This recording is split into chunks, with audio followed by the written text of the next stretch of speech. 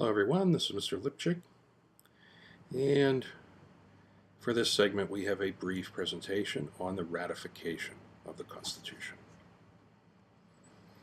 Okay, so all these compromises were made and so forth. Now we had to get the thing ratified.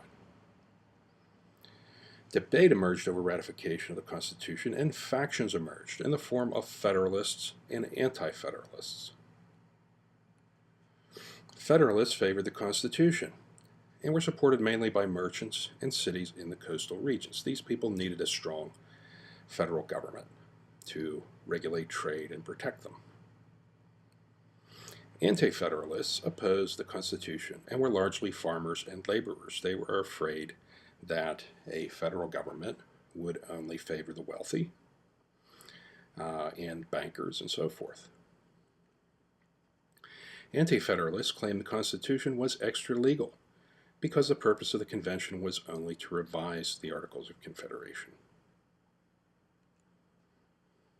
They also believed that it took important powers away from the states.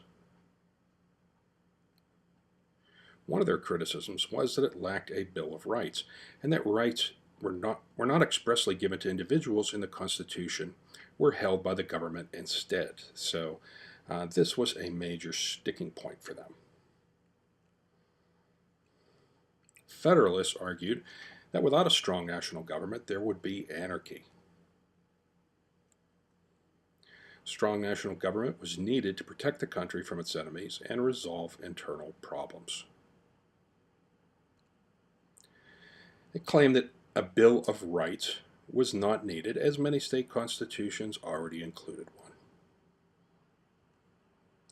It promised, however, to add a Bill of Rights as the first act of government in order to satisfy anti-federalists. Many of the small states ratified it quickly because it gave them equal representation in the Senate. After New Hampshire ratified it, the Constitution went into effect. That is the New Hampshire State House there, where it was ratified. New York and Virginia were the last to ratify it. And of course, they had the most to lose because if representation had been based on population, they would have been the most powerful. Okay, the new government. The nation's capital was established at New York City temporarily. At this time, Washington, the city of Washington, D.C., or the area that became the city, was mostly swampland.